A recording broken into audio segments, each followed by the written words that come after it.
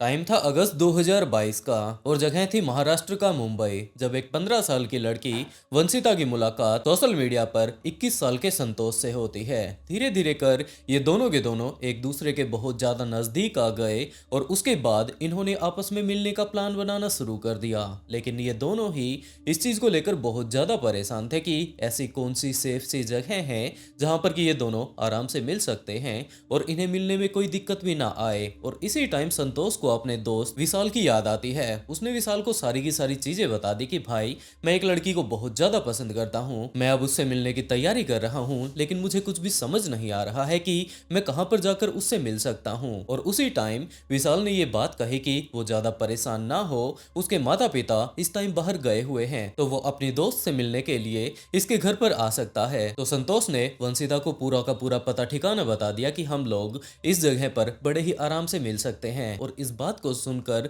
वंशिता भी खुश हो जाती है और उसके बाद वो अपने प्रेमी संतोष से मिलने के लिए विशाल के घर पर जा पहुंचती है। अगले काफी दिनों तक ये लोग यूं ही आपस में मिलते रहते हैं। जब भी उनका मिलने का मन करता तो वो लोग विशाल के घर पर आ जाया करते थे। लेकिन उसके बाद एक टाइम ऐसा भी आया जब वंशिता के घर वालों ने संतोष के साथ वंशिता को कहीं पर जाते हुए देख लिया कि ये लड़की इस तरीके से बाहर खुले में किसी लड़की के साथ ऐसे कैसे घूम सकती है। वो लोग उसे काफी अच्छे से देख चुके थे। और उसके बाद जैसे ही शाम को वंशिता अपने घर पर पहुंची तो उसके घर वाले बहुत ज्यादा उसे गुस्सा करने लगते हैं कि कौन वो लड़का है, ऐसे कैसे तुम किसी भी लड़की के साथ बाहर घूम सकती हो। तो वो लोग इस टाइम वंशिता को काफी ज्यादा बुरे तरीके से धमका रहे थे और इसके साथ साथ वो लोग संतोष के बारे में भी पूछ रहे थे कि वो लड़का कौन है। अब वंशिता के समझ में आ चुका था कि इसके घर वालों को इसके प्यार के बारे में सब कुछ पता चल चुका है। तो वंशिता ने खुलकर अपने माता पिता के सामने ये बात रख दी कि वो संतोष से बहुत ज्यादा प्यार करती है और वो उसी के साथ शादी करना चाहती है। लेकिन वंशिता के घर वालों ने इस बात से साफ इनकार कर दिया कि अभी तुम खुद की तरफ देखो, तुम सिर्फ 15 साल की हो और अभी से तुम शादी जैसी बातों में पड़ चुकी हो, तो तुम्हें अपनी पढ़ाई के ऊपर ध्यान देना चाहिए। और जो वो लड़का तुम्हारे पीछे पड़ा हुआ है, जरूर उसी ने तुम्हें बिगाड़ा होगा। कल तुम उसे यहाँ पर अपने घर पर बुला लेना, उसके बाद हम लोग उसके साथ बैठकर बातें करना चाहते हैं ताकि आगे से वो कभी भी तुम्हारी जिंदगी में इंटरफेयर ना करे और इस तरीके से तुम्हें रास्ते से ना भटकाए। वंशिता ने सारी की सारी बातें संतोष को डिटेल से बता दी और उसी टाइम संतोष के भी दिमाग में ये बात आती है कि वो वंशिता के माता पिता को सारी ही बातें डिटेल से बता देगा कि वो उनकी बेटी से कितना ज्यादा प्यार करता है। और उसके बाद इसके घर वाले भी हो सकता है अब नहीं तो आगे चलकर जब ये बालिग हो जाएगी इन दोनों के प्यार के लिए मान जाएं। लेकिन जैसे ही संतोष वंशिता के घर पर पहुंचता है तो उसके घर वालों के अंदर इतना ज्यादा गुस्सा भरा हुआ था कि उन्होंने उसे आराम से बैठाकर बात करने की बजाय सीधा का सीधा उसे एक थप्पड़ जड़ दिया। जैसे ही संतोष को यह थप्पड़ लगता है, उसे कुछ भी समझ नहीं आया कि क्या इन लोगों ने यहाँ पर अपने घर पर मुझे सिर्फ और सिर्फ एक थप्पड़ मारने के लिए बुलाया था। और ये जैसे ही उसे थप्पड़ लगता है तो वंशिता के माता पिता ने, उसके परिवार के लोगों ने संतोष को ये बात बोलनी शुरू कर दी कि वो यहाँ से हमेशा हमेशा के लिए चला जाए और दोबारा से वो इनकी बच्ची की जिंदगी में भी ना आए। इस टाइम इनके आस पड़ोस के काफी सारे लोग इन सारी ही चीजों को देख सकते थे कि इस घर के अंदर से लगातार आवाजें आ रही हैं। और जैसे ही संतोष घर से बाहर निकलता है तो उसे पड़ोसियों को भी देखकर यही बात लगती है कि जरूर जो इसे चाटा लगा था उसकी आवाज पड़ोसियों को भी सुन गई और सारे के सारे पड़ोस में इसके परिवार वालों ने तो इसकी काफी ज्यादा बेइज्जती कर दी है। तो अब संतोष के पास करने के लिए कुछ भी नहीं बचा था, वो सीधा का सीधा अपने घर पर आ पहुंचता है। और उससे अगले ही दिन 25 अगस्त 2022 को संतोष ने जैसे तैसे कर वंशिता के साथ दोबारा से कांटेक्ट किया और उसके बाद वो ये बात कहता है कि वो उसके साथ कुछ एक देर तक बैठकर बातें करना चाहता है। वंशिता इस बात के लिए इनकार कर देती है कि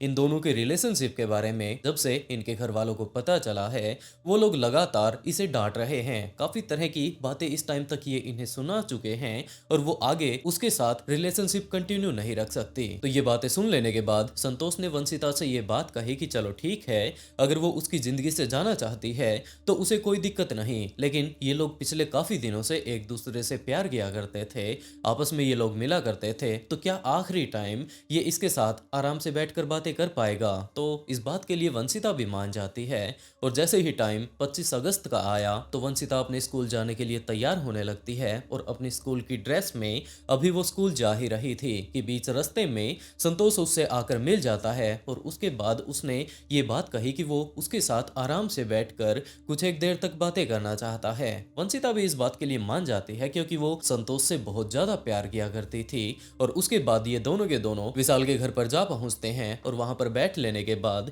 संतोष ने वंशिता से पूछना शुरू किया कि ये इससे बहुत ज्यादा प्यार करता है और तो और ये इसके माता पिता से भी वहां पर घर पर जब उन्होंने बुलाया तो वो सीधा का सीधा पहुंच चुका था, लेकिन उसके माता पिता ने बात करने की बजाय उसे वहां से इतना ज्यादा बुरे तरीके से बेइज्जत करके उसे एक थप्पड़ जड़ दिया और उसके बाद उसे वहां से भगा दिया। तो वो इसके प्यार में थप्पड़ तक खाने के लिए तैयार है, वो इसके लिए क्या कुछ कर सकती है। लेकिन दूसरी तरफ वंशिता अभी सिर्फ 15 साल की थी, उसे कुछ भी अच्छे बुरे का पता नहीं था, जिसके चलते वो अपने घर वालों की बातों को मानती है और उसने यही बात कही कि अगर अभी भी ये लोग यूं ही मिलते रहेंगे तो इसके घर वालों को जब अगली बार पता चलेगा तो हो सकता है वो लोग काफी ज्यादा बुरे तरीके से इसे पीटने वाले हो। तो अब वो अपने घर वालों के खिलाफ तो जा नहीं सकती और वो इस रिलेशनशिप को यहीं पर एंड कर देना चाहती है। संतोष को पहले से ही शक था कि जरूर ये लड़की मान जाएगी, लेकिन हो सकता है वो ना भी माने, जिसके चलते वो पहले से ही इन सारी ही चीजों का जुगाड़ करके आ चुका था कि अगर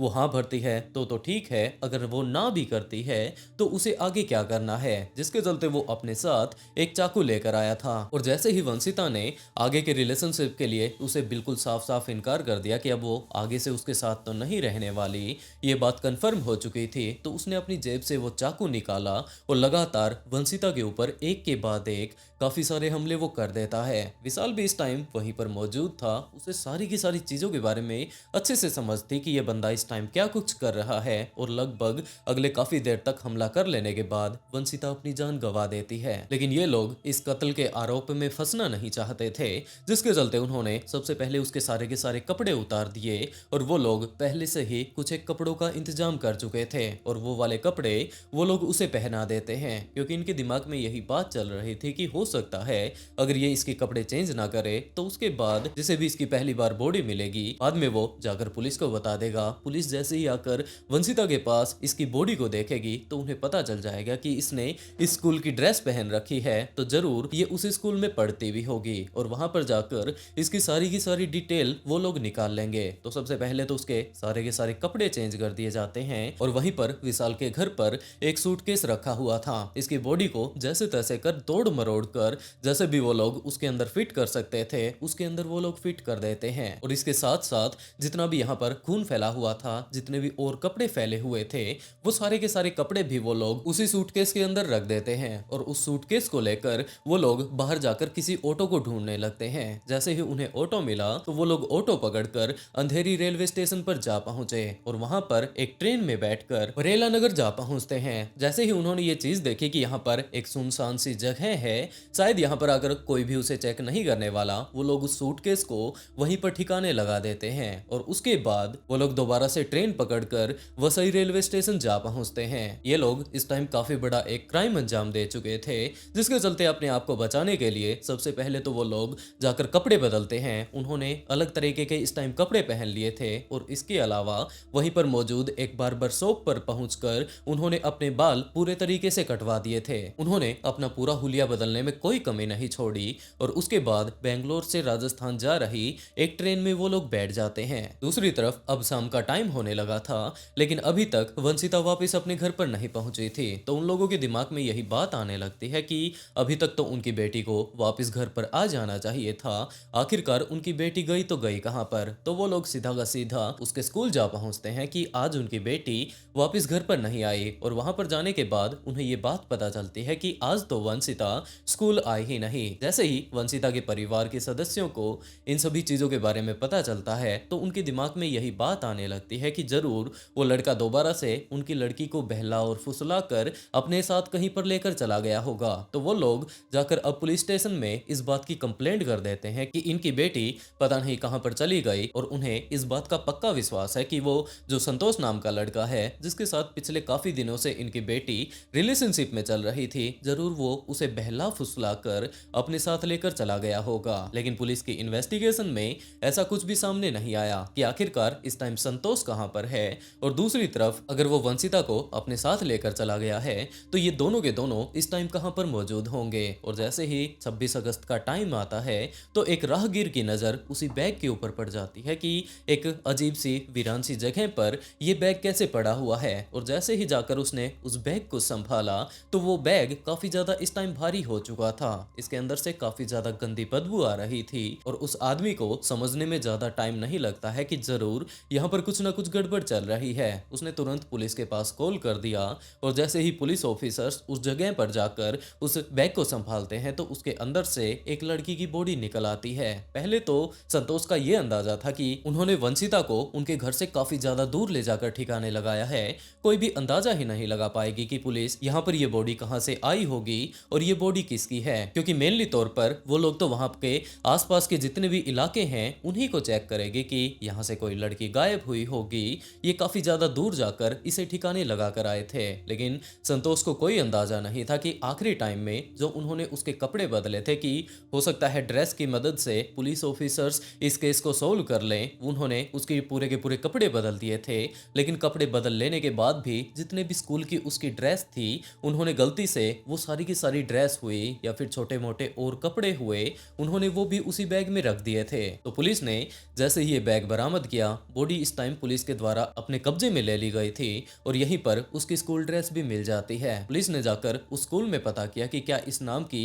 कोई लड़की इस टाइम गायब है, और जैसे ही ये बात पता चलती है कि हाँ वंशिता पिछले काफी दिनों से अपने स्कूल नहीं आई है, लगभग 2-3 दिन पहले उसके माता पिता आए थे और ये बात पूछ रहे थे कि उनकी लड़की तो इस टाइम गायब हो चुकी है। तो पुलिस उसके स्कूल से वंशिता के परिवार का अता पता लेकर उनके घर पर जा पहुंचते हैं और वहां पर जाकर ये बात कही जाती है कि हमें एक बॉडी मिली है, प्लीज आप लोग एक बार हमारे साथ चलकर इस बात को पहचान लीजिए कि क्या वो आपकी ही बेटी है। और जैसे ही वंशिता के परिवार के लोग वहां पर जाकर पोस्टमार्टम रूम में वंशिता को देखते हैं तो उनका रो रो कर बुरा हाल हो जाता है। वो लोग ये बात कहते हैं कि जरूर उसी ने इस कांड को रचा होगा। पुलिस को अभी तक कोई अंदाजा नहीं था कि इस कांड को रचने वाला कौन हो सकता है। तो पुलिस ने वंशिता के माता पिता से ही पूछना शुरू किया कि क्या आपको कोई अंदाजा है कि इस केस के पीछे कौन हो सकता है। और उसके बाद उन्होंने पूरी की पूरी कहानी पुलिस को बताई कि कुछ इस तरीके से एक 21 साल का लड़का संतोष इसके पीछे पड़ा हुआ था और जरूर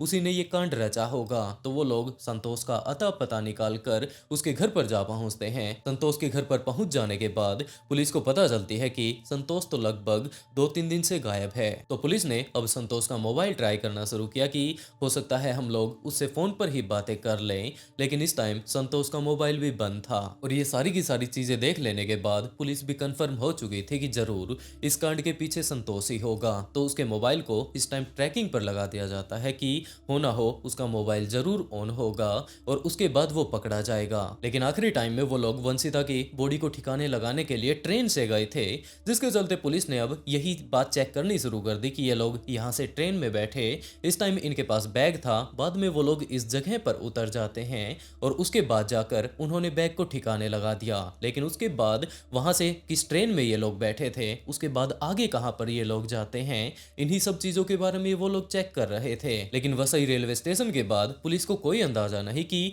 अब ये आगे कहां पर चले गए, क्योंकि वहां पर उतर लेने के बाद उन्होंने अपना पूरा का पूरा हुलिया बदल लिया था, बाल कटवा लिए, उन्होंने अपने कपड़े चेंज कर लिए, जिसके चलते पुलिस को अब कोई अंदाजा नहीं था कि आगे ये लोग अब कहां पर गए होंगे। तो अब पुलिस इन दोनों की ही छानबीन कर रही थी, इनके बारे में पता लगाने की कोशिश कर रही थी कि ये लोग इस रेलवे स्टेशन से कहां पर जा सकते हैं। कि इसी टाइम 27 अगस्त को सुबह के टाइम संतोष का मोबाइल 10 सेकंड के लिए ऑन हो जाता है और पहले से ही पुलिस ने ट्रैकिंग के ऊपर ऊपर तो वो फोन लगा ही रखा था, पुलिस के पास उनकी लोकेशन पहुंच जाती है और पुलिस ने जब उसके नेटवर्क की लोकेशन से जब उनका पता लगाने की कोशिश की तो उन्हें ये बात पता चलती है कि आखिरी टाइम में ये लोग इस टाइम भी ट्रेन में बैठे हुए थे, क्योंकि उनके मोबाइल ने जिस टावर की रेंज को पकड़ा था वो बिल्कुल एक रेलवे स्टेशन के पास ही था। तो पुलिस का अंदाजा यही था कि जरूर ये लोग इस टाइम अपने किसी न किसी रिश्तेदार के यहाँ पर जा रहे होंगे। तो संतोष के जितने भी रिश्तेदार थे जहां जहां पर वो लोग रहा करते थे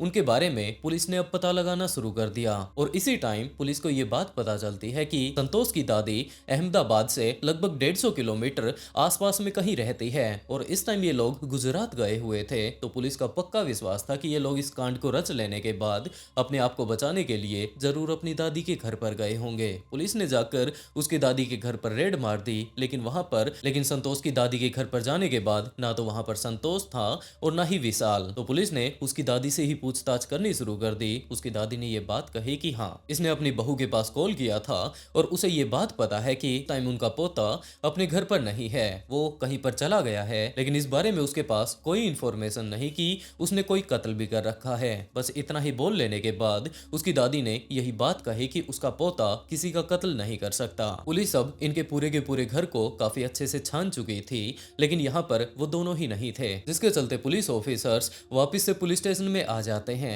लेकिन इस घटना के 2 दिन बाद एक व्यक्ति का पुलिस के पास कॉल आता है और उसने ये बात कही कि जनाब, आप लगभग पिछले 2 दिनों से 2 लड़कों को ढूंढ रहे हैं। उनका ये मानना है कि यहाँ पर वो कत्ल करके आए हैं, लेकिन इसकी दादी ने बिल्कुल साफ इनकार कर दिया कि उसका पोता ऐसा कुछ नहीं कर सकता और ना ही इस कांड को अंजाम देने के बाद वो लोग यहाँ पर आए हैं। तो वो लोग आपको सिर्फ बेवकूफ बना रहे हैं, ऐसा कुछ भी नहीं, जबकि वो दोनों के दोनों उनके घर पर ही छिपे हुए हैं। ये पक्की इंफॉर्मेशन जैसे ही पुलिस को पता चलती है तो दोबारा से जाकर उसकी दादी के घर पर रेड मार दी जाती है, लेकिन अभी भी वहां पर कोई भी नहीं था। लेकिन इसके साथ साथ वहां पर आसपास के उनके और कुनबे के जितने भी घर थे, जब वहां पर रेड मारी जाती है तो उन दोनों को ही गिरफ्तार कर लिया जाता है। जब उसे लाकर पुलिस के द्वारा पूछताछ की जाती है कि हाँ भाई, तूने ये सारा का सारा कांड किस लिए अंजाम दिया, तब जाकर संतोष ने ये बात कबूल की कि हाँ, उसी ने वंशिता का कत्ल किया है और उसका भी मेन कारण ये था कि इसके परिवार के लोगों ने इसे काफी ज्यादा बुरे तरीके से पीटा था, इसे थप्पड़ मारा था, बीच गली में उसकी बेइज्जती कर दी थी। तो इसके दिमाग में यही बात आ रही थी कि चलो ठीक है,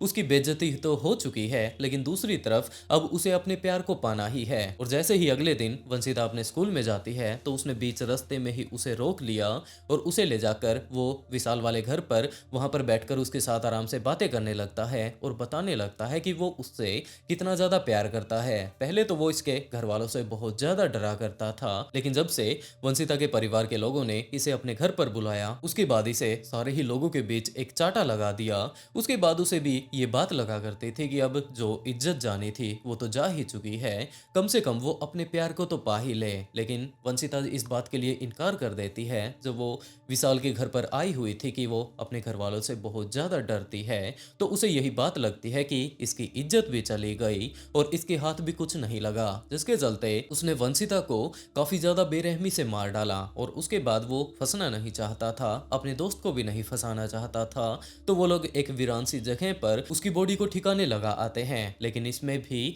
उनसे एक गलती हो गई कि जो इसके कपड़े थे वो लोग उसी सूटकेस में डाल देते हैं जिसमें कि उन्होंने उसकी बॉडी को डाल रखा था। और यही कारण है कि पुलिस को अंदाजा हो पाता है कि ये बॉडी यहाँ की नहीं जबकि कहाँ की है, किस स्कूल की ये ड्रेस हो सकती है। और उसके बाद आखिर में पुलिस इनके घर तक पहुंच पाई। और दूसरी जो सबसे बड़ी दिक्कत इनसे हो जाती है वो ये थी कि पता नहीं इनके हाथ से कैसे गलती से जैसे ही वो लोग अहमदाबाद पहुंचते हैं तो वहां पर जाने के बाद इनका मोबाइल ऑन हो जाता है। पहले से ही इन्होंने अपना मोबाइल बंद कर दिया था, लेकिन वहां पर पहुंचने के बाद अपने आप पता नहीं क्या बटन दब गए या फिर इनकी किस्मत ही खराब चल रही थी जो दो इतनी बड़ी गलती इन्होंने कर दी थी। और उसके बाद पुलिस सीधा का सीधा इन तक पहुंच जाती है। पुलिस को जैसे ही इन सभी चीजों के बारे में पता चला तो उन्हें गिरफ्तार कर जेल में डाल दिया जाता है। और दोस्तों, आप लोग इस पूरी की पूरी कहानी को जान चुके हैं, तो आप लोग इस केस के बारे में क्या कहना चाहेंगे? संतोष जो कि एक लड़की से बहुत ज्यादा प्यार किया करता था, वो लड़की भी